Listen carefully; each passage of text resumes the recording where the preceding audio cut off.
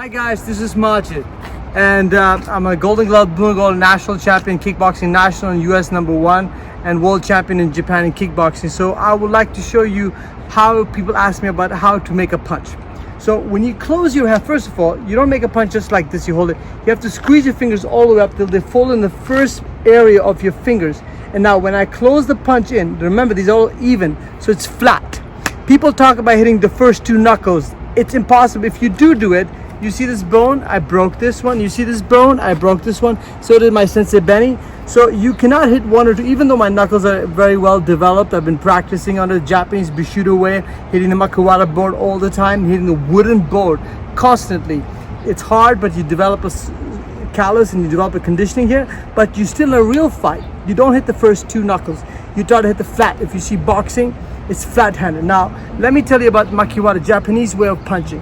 In old time, it used to the Kyokushinkai way, or Japanese way, is putting your hands there and turning the wrist. The karate, you use the karate, turn the shoulder to snap quick. And what is that teaching us? Is teaching how to torque the body from upper torso.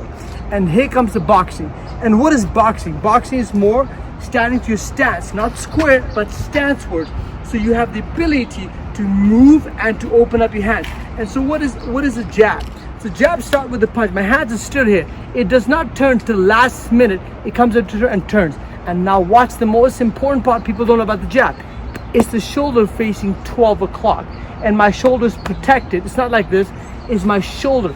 So I am the head. The hanger is over there. My hanger will go to the side.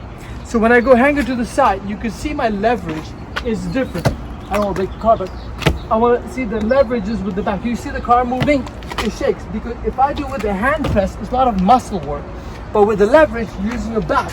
And look, my whole back, it becomes one arrow. Straight line gives you more momentum to push forward. Power punches are done with short and impact. That means you're using your body weight. So imagine if I'm in the car is going 80 miles an hour, but I can only throw a ball 20 miles an hour. I pitch a ball, I'll go 20 miles, or maybe 40 miles an hour, right? And I'm driving in the car, and the car is going about 100 miles an hour. And I throw a pitch, boom, and now my ball is 140 miles an hour. What does that mean? That means if I'm punching 40 miles an hour, just the jab, like this, just the jab like this. Watch when I move my weight, and I go, boom, and I'm using my speed and my hand. So speed with the legs, this is my car, and this is my punch. So I'm moving, pop, double up. So, so it keeps up the quick motion. So such with your legs, this is your body, and this is the punch. When you double up, it mix it up again. So we're gonna go into detail. I'm going to the bag room and show you how the jab is done. And remember, my body never moves. My head is never telegraphing. When I make a punch, boom, it's quick. And just remember, I turned the shoulder straight to you and came back. The shortest distance is a straight line between my chin and your chin. If you put your hands down, now I have to leap it up to go towards the target. But when you bring your face straight up, and now it's too far away, I can slope up, boom, and without even telegraphing, we can go in and out, in and out. Stepping jab is a more powerful step, boom. You're bouncing. If you start from zero, it's hard. If you start from zero, it's very hard. But if you're bouncing, now you have unpredictable movement to which time you're coming in. I'm moving, I'm quicker, quick. So that's why Ali was so good in jabs, because he was moving. First of all, he had just throwing the punch out there, moving, boom, moving around, yeah, boom, loose hands, fist tight arm moves, boom, at the end of the impact, boom. And now what is the jab that makes it so perfect? Jab is made with two different things. First, the footwork, the timing of your body stepping at the same time the punch is jabbing. So I step and I punch late. And when I punch, I gotta keep the punch tight at the end of the impact. So stepping and punching and thrusting at the same time. Step, they all have to land at the same time. I step and I punch. And the moment of the impact has to come at the same time. My step, my punch, my impact, they all come at the same time. This is the key. So when I'm punching, boom, they all have to land at the same exact time. If it's a little bit earlier, your punch won't open up. If it's too further, you won't open up. You have to be at the same time. I mean, it's my choice. You can do your own way. Sometimes unpredictable, but the real punch comes in when you have your hand and feet and your body and the impact comes together. You ever seen a speed bag? What is a speed bag? A lot of people think it's just a rhythm. It's great rhythm, but what it is, your hands are loose. The moment of impact, you tighten up your fist. That means you're breaking up the punch in the mid-air. And you tighten up your fist. You can't be tight all around. You can be, but you have to slightly, at the moment of impact, you have fist tight. It teaches your mind how to be consistent with your impact and to be squeezing the punch. Same thing with boxing. When you're punching and breaking the target in the air. Boom. You're punching the target in the air. Boom. You're breaking the punch in mid-air. So there's nothing that you follow through. Ali was so good because he threw the punches in mid-air and broke the target. He didn't go through them. There's power punching and there's snapping and there's shattering. Snapping impact is touch. Shattering impact is about an inch deeper than you touch the surface, and then breaking impact going through the target. 3-3's impact can make a difference, but when you do your footwork with it, it doubles up the impact. Remember, if you aim for the one knuckle, you're gonna be hard to connect. Aim for the full hand, chances are higher. And in boxing, you do want to land with full hand. If you do land with one hand, you might end up like me. Now let's go to the bag room and let's figure this out, how to block it over there. So how do you practice this jab? Yeah, I want to know how you practice. How do you drill it? And drill. The timing of punching and bring your body weight at the same exact time and perfect time of the impact is this drill. Don't look for power, look for timing. Step, step, look, my stepping. Step, step. At the same time I step, the same time the impact comes in.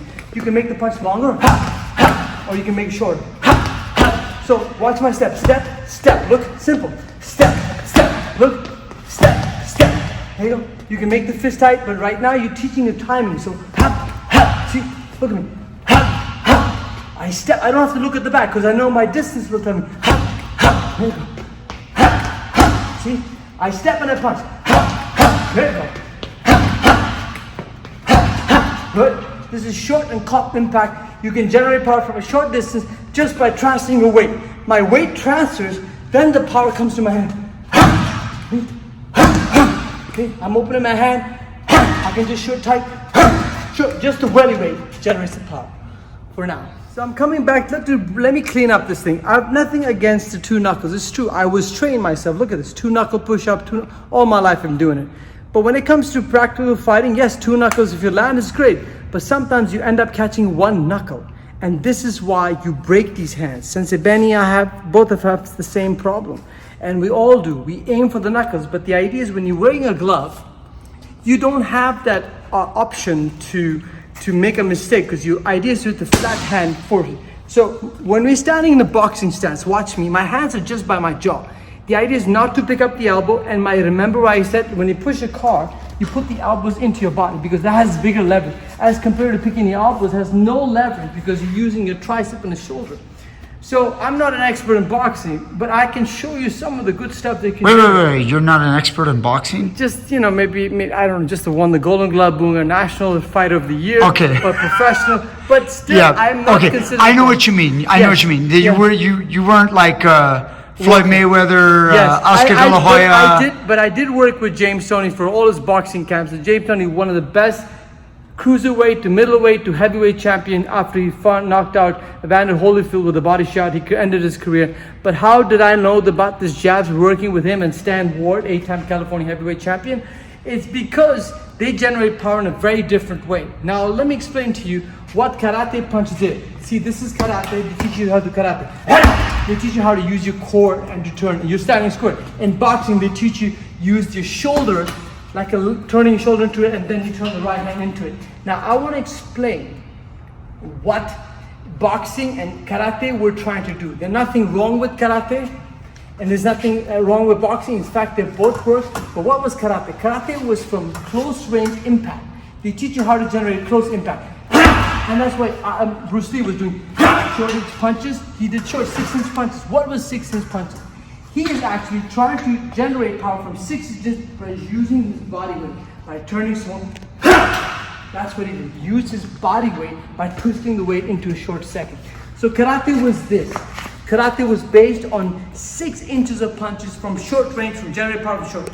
Boxing is now not just the arm, but you have the whole weight to it. So when I'm boxing, watch my elbows stay to the end, and at the end I'm going to step to it and punch. So when I jab, I'm moving with my hand. I'm cooking up. Brian, come in closer here so you can see the back with my footwork. So when I come inside, I'm stepping in with my whole body weight. Quick. There we go. You see the step? You can break the jab. You can step the whole. Now my punch, if I'm punching, like this is stopping. If I'm just using my hand punch, it will just bother him. But this will break him. My whole weight, stepping into it. You go into something. You step with the back, but the power comes from this leg, not this leg. It's this leg. And they all have to land at the same exact time. I know, Brian, you have questions, so please, go ahead. Okay, first question. Obviously, you did already address the two knuckle thing, because everyone knows that you're supposed to strike with the first two knuckles. It's been said so many times. Even a random guy on the street who just knows very, very little, he might even remember that. Yeah, well, it's true. They tell you to hit with a bare hand. I prefer, you might end up missing, teaching one or two. You aim for the stars, you might end up getting to the moon. So it's true, we aim for the knuckles. It's very true. We practice Makiwara board. I've been training it on the, look at my knuckle sizes. I broke this knuckles how many times, Look at the size, how flat it is. All Makiwara board, hitting a Japanese way, Bushido style, all the time. It's true, but in a real combat scene, when it happens, you end up not hitting the right. You might hit the edge of it. It's better when you're wearing gloves. It's better to hit 4 flat hand. Flat hand. It's like almost like a slap. You have no shot. But if you hit with the one hand, you end up pushing it towards you and breaking it. I've seen it so many times. It happens all the time. Yes, you have to condition it. But in a combat, you don't have perfect targets. Never in one place. Always something's moving. Sensei Benny broke his hand. He hit the guy's body and he picked the knee up, and the Sensei ended up hitting his knee all the way up to the hand. And then knuckle went all the way inside, and you can see, same thing I have with my right hand and I have with my left hand, is you braced it up. But if you have a flat hand, it has, yes, it's not penetrated, but it has a better opportunity to land without hurting your hand. Without generating your hand. So when I do my body, watch, this is power right hand. I'm going to talk about the right hand later on, but let's stay on jab. Don't get crazy, Majid. Okay. The people want you to stay on the jab. Jab, okay, jab, with flat hand jab. So if I just said, Ali just would slap. Ali would slap his hand, open his hand up, and we just stop. See, this was fast hand because he's so quick. Would you open hand? What are you hitting with right now? I'm hitting with my forehead knuckle. So you in the glove, you can't close the punch. Right, but what about the people who don't care about the boxing glove? They're they go, no, how do I hit the guy? Here's the thing. If you hit with the slap hand too, but you're not slapping, your hands are hand. Most boxers in old school, you teach us to make a punch like this. Why? Because most people can't close their hands properly. They end up doing this. You see their hand crooked? Yeah, then they're gonna break So they end up breaking your fingers, jamming the fingers. So another way is to call cup hand. You cup it and you put your fingers here. So now you have it. It keeps you cupped. Because in the glove, in the boxing glove, it's the same thing. You're almost cupping it. Is that safe for without a boxing glove? Without the boxing glove? If you're bare knuckle, is that safe? It can be if you practice on the back. It is. If you practice, like, see, I have my cup here. It's safer than most people are not used to this. Fist punching. But fist punching is stronger because the air inside the emptiness is filled up with your fingers. Now it's compact. The compact helps it, but if you're learning in the beginning, I would teach you to open the cup and practice with full hand. Like this, hands will get used to go flat. Practice with it. So when I go with the jab, I use my weight into it. Remember, the weight is with the back. And it's pulling back is the key. Most people punch. How you snap the punch is when you pull back, just like the chamber. Pulling back is the key, like a whip. When you punch, if you push it, then you just push the punch. You'll never get it. The key is pulling it back. That's how you get the whip. Pulling the punch back. You never see it coming. Remember, back leg pushes in. Now, I'm at 12 o'clock. My shoulders are at 3 and 9. Watch this. 12 o'clock. So I go, boom. When I jab, it turns. And now, look, my whole back is into it. You see my back? Now, put my hand, my back goes into it. So put my hand here, my back goes into it. The trick is, if I stand square, my shoulders are square right now. I lost another 6 inches of my mechanics. But watch this. When you box, you turn, and you go another 6 inches, and now my shoulder's protected, I punch straight into it. Flat head. If you hit the knuckle, perfect, nothing against it, but most likely, I'm the full hand. For now, we'll talk about this. Boom.